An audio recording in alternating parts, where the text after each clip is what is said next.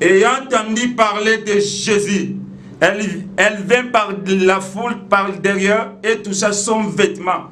Car elle disait, si je puisse seulement toucher ce vêtement, je serai guérie.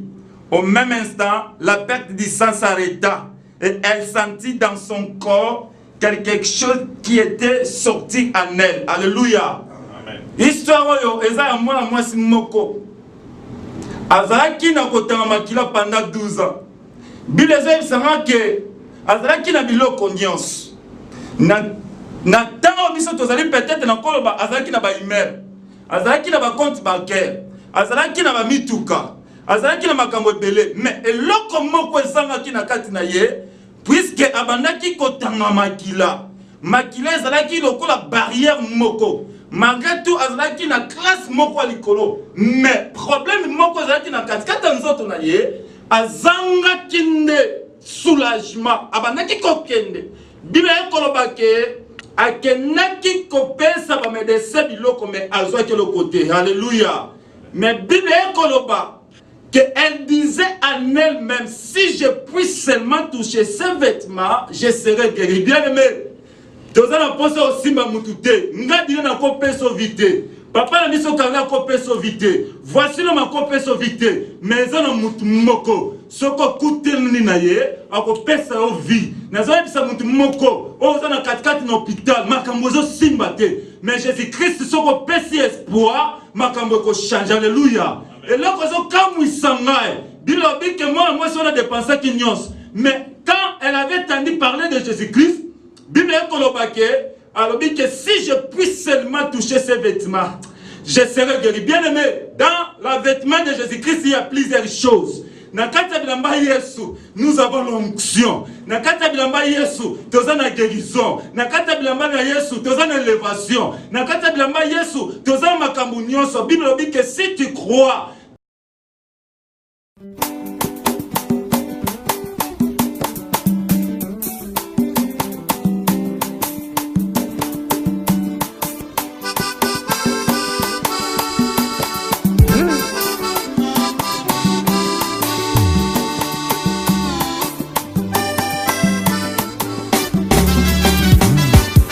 dans toutes les choses, mettez-moi l'Éternel devant. Si nous nous sommes réunis dans cet endroit, c'est pour l'amour de l'Éternel. Car la Bible dit, l'homme n'est pas le maître de son souffle pour le pouvoir le retenir. Et avant que je commence notre prédication, je voulais être d'abord reconnaissant avec les hommes de Dieu qui sont ici. Je suis avec notre frère Marcel, na chaîne Naïmou Bimba, Tout Savoir Télévision, et l'ongone équipe ya Fanabiso Trésor. Et à part ça, Nazana Basala Nzambe Minene Bazawa, Nazana Papa Nabiso Richard, Nazana Papa Nabiso Dieudonné, Nazana Papa Nabiso Carly, Nazana Suso, Na Papa Nabiso Mitera. Donc, nazo pesa bambote, bande musupe na pesi bambote te.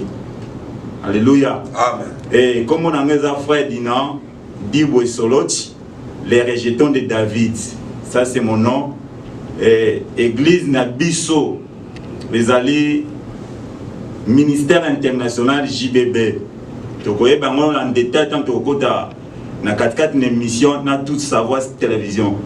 Mais na makambo nyonso abato banda. Selon la réalité des choses, il faut que Christ vienne 3 fois. Christ était déjà venu 2 fois. Premièrement, il y a qui Nanzela, il y a Moisi ou Babengi Marie. Bible dit que l'ombre du Tout-Puissant te couvrira et tu seras enceinte. Voilà les années premières venues. Il y a Jésus-Christ. Il y a qui Nanzoto et tant que Moutou. Il y a qui Nanzoto pour Azua fardeau Nabiso. Alléluia. Ça c'était première venue. Et le deuxième venue, ayaki na Acte chapitre 2, bando kita na sewana. Bible dit que bazalaki na chambre haute. Et tant bazalaki na katkata chambre haute, Bible dit que tout à coup, bamoni bruit moko salami. Bien aimé, ce que lingo salama kamanzam, il faut bruit moko salama. Ce qui brûle mon samité, bien aimé. Quand je parle que brûle mon il faut que l'école fongwama. Il faut que mon santo est à la permanente. Alléluia. Et notre thème d'aujourd'hui, c'est Jésus-Christ, le seul espoir qui me reste. Ce qui année passée, année coulée, année antérieure, que les choses n'avaient pas tenu. Mais na yelelo na va midi okoye biso ke makambo simba. Yom tozola nanga kuna na Chicago. Yom tozola nanga kuna na kata Dallas. Yom tozola nanga kuna na katikati na Waterloo. Yom tozola nanga au na katikati na North Liberty pe na katikati na Iowa City. Na ningi na bisa yo yozo mona ke osukite. Ezala mutu moko o aza capable de transformer makambo na yo. Na yeko pesa mutu moko espoir. Ce que espoir est là qui yo, et ça la mutu moko aza capable, ko transformer makambo bomono. Alléluia. Thème nabi c'est Jésus-Christ le seul espoir qui me reste. Cela veut dire que ce qui osimba kelo komoko, que makambo esala makite, mais ce qui ozana confiance na mutu abenga yo, o ba benga kay homme de douleur, Jésus-Christ de Nazareth, makambo no eko changer. Alléluia. Dans Marc chapitre 25, Marc chapitre 5, le verset 25, je vais lire au nom du Seigneur Jésus-Christ. Bible comme ça, oh, il y avait une femme atteinte d'une perte du sang depuis 12 ans. Elle avait beaucoup souffert entre les mains de plusieurs médecins. Elle avait dépensé tout ce qu'elle possédait et elle n'avait aucun soulagement, mais était allée plutôt en empirant. Ayant entendu parler de Jésus, elle vint par la foule par derrière et toucha son vêtement, car elle disait, si je puis seulement toucher ce vêtement, je serai guérie. Au même instant, la perte du sang s'arrêta et elle sentit dans son corps quelque chose qui était sorti en elle. Alléluia. Histoire yo eza mwana mwasi moko azalaki na kotanga makila pendant 12 ans. Bilezo ebisanga ke azalaki na biloko nyonso na ntango biso tozali peut-être na koloba azalaki na ba immeuble, azalaki na ba compte bancaire, azalaki na ba mituka, azalaki na makambo ebele, mais eloko moko ezangaki na kati na ye puisque abandaki kotanga makila ezalaki lokola barrière moko. Malgré tout, azalaki na classe moko likolo, mais problème moko azalaki na katikata nzoto na ye, azanga kinde soulagement, abanaki kokende. Bible ekoloba ke akenaki kopesa ba médecin biloko mais azwaki le côté. Alléluia. Mais Bible ekoloba que elle disait en elle-même, si je puis seulement toucher ses vêtements, je serai guéri. Bien aimé. Tozana posa osimba mutute, ngadi na kopeso vite. Papa na biso kanga kopeso vite. Voici le makopeso vite. Mais zana mutu moko, soko kutelni na ye, akopesa o vie. Nazoya bisa mutu moko, ozana katikati na hôpital, makambo zo simba te. Mais Jésus-Christ soko pesi espoir, makambo ko change. Alléluia. Et là kozo kamu isangae. Bilobi que moi on a dépensé kinyos. Mais quand elle avait entendu parler de Jésus-Christ, Bible alors que si je puis seulement toucher ces vêtements, je serai guéri. Bien aimé, dans la vêtement de Jésus-Christ, il y a plusieurs choses. Nous avons l'onction. Nakata bilamba Yesu, toza na guérison. Nakata bilamba na Yesu, toza na élévation. Nakata bilamba Yesu, toza makambo nyonso. Bible dit que si tu crois, tu verras la main de Dieu. Alléluia. Nani ko bani, moi na moi ça qui na foi. Soki ngana yo, toza na foi. Toko kenoko palpe biloko bako palpete. Na benga la foi c'est quoi? Et ça même un point invisible. Ya koza biloko za na monde spirituel. Ya ko ramener dans le monde physique. Bien aimé ceux qui makambozo simbate. Ko décourager te puisque muto a benga yo, azanza même ko échouate. Na ebisa une chose. Bisbile za kolobake atika kilola yaki. Atambola kilokola batu. Mena kati na ye ezalaki na bonzambe. Alléluia. Mwana mwasi yo asosolaki eloko moko. Eloko ya sosolaki c'était quoi? Jésus-Christ. Jésus-Christ a sa totalité makambo nyonso. Soki yo monaki que échouaki, mais naza biso ke simba kaka kombo moko et kombo waza kombo mususu déjà kombo Yesu. Alléluia. Pona ke ne kosukisa. Bible eza koloba na Ézéchiel chapitre 44 le verset 19.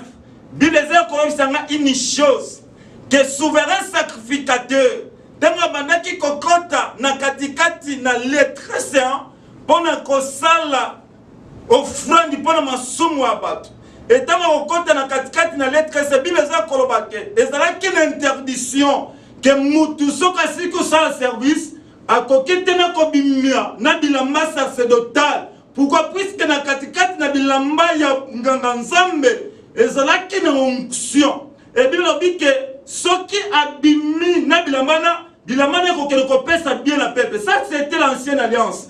Donc bandaki ko permettre de bilamba souverain sacrificateur qui ezana souverain sacrificateur ko le kaba sacrificateur nyonso c'était Jésus-Christ. Et là c'est la petite différence.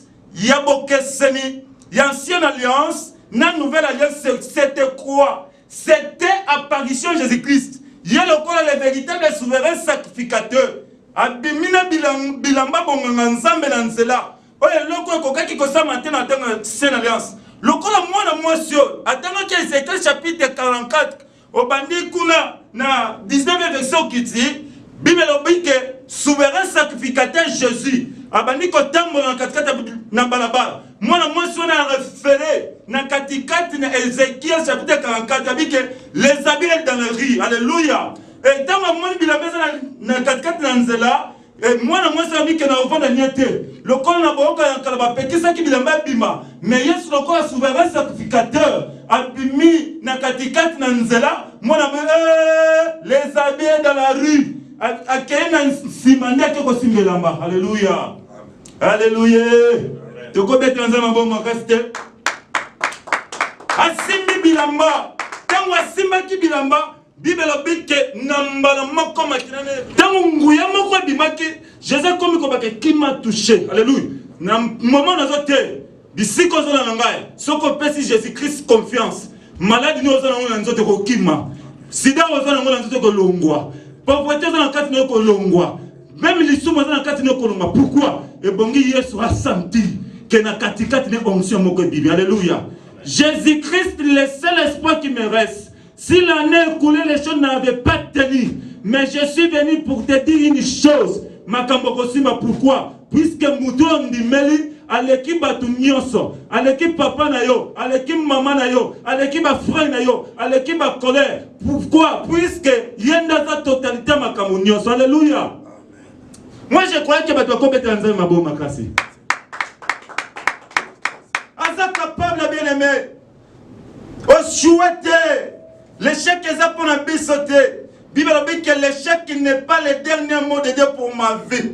Si l'année coulait que les choses n'avaient pas tenu sur moi, Dina. Mais quand je suis en train de prêcher, Makamboko Simba.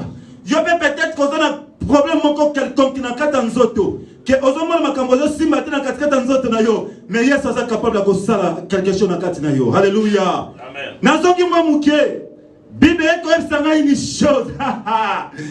Au commencement, l'Esprit de Dieu se mouvait au-dessous des eaux. Et voilà pourquoi donc Yesu soyez pour bailler bakazanzam. Bible dit que atindi ba disciple va traverser au milieu de la nuit. Bible dit que boîte ezaki déjà na katikati na mai. Yesu atikala ki kobondela. Bible dit que tout au coup na minuit Christ Jésus a commis kotambo alikona mai. Et ba disciple va commis kobanga fantôme. Et Christ a dit que rassurez-vous, c'est bien moi. Alléluia. Alléluia. Amen. Rassurez-vous que c'est bien moi le maître. Pierre a dit que si c'est toi, Seigneur, ordonne-moi aussi que je marche. Alléluia. Nazana posa ba chrétien bato baliko tambola likona maiba la différence na batu nyonso. Nazana posa ba chrétien balongo na katikati na pensée moko humaine. Donc quand na pensée moko spirituelle. Ceux qui te dosala makamu na nzambe, to sala ngote na katikati ya che, mais to sala makamu nzambe spirituellement. Et bongi ondima et que Yesu a une existence. ce qu'on dit Jésus dans l'existence quelle que soit condition na yo bisiko sali peut-être dans 4 mbetu na yo komemele loko mususu te na yo komemele kombo ya Richard te na yo komemele kombo ya François Lom Mutombo te na yo komemele kombo ya Mitela te mais lelo na après-midi na yo komemele nde kombo ya Yesu puisque kombo ya Yesu za totelte makambo na yo simba kaka Yesu Kristo makambo ko changer na ebi Bible ko baketangu mwana mwasi wana azwaki guérison na kati na ye Christ abi que ma fille ta foi t'a sauvé. Amen. Ta foi t'a sauvé. Nazali sa mutu moko ko dika na yo za pa nzambe za ba boka mutu te. Be biso tozo kende eza kaka ndwa o bazo perfectionner biso poto kende likolo. Alléluia. Mais ko bika na ngana yo za pa na Yesu Kristo. Na lingi na pesa numéro de téléphone na ngai comme on nga bien aimé Dinadibwe Soloti les rejetons de David. Mutu wa ninga za contact na ngai na za numéro na ngai za 319 333 52 92. En tout cas na pamboli bino nyonso bato nyonso ba lekaki ko yana kat nesika nazo ko benga bino na église na biso ministère international JBB bisika na bomona loboko na Nzambe soki mutaninga ba JBB c'est quoi tozana tamuke peut-être une mission mususu bomona biso après la prédication to bomona na pamboli papa na biso Marcel longona télévision na Mobimba na présent na biso trésor kanza en tout cas nzamba pambola ba équipe na ba Mobimba nzamba pambola mutu nyonso na ndi prédication nzamba za na ngambo na to bete nzamba ba makasi.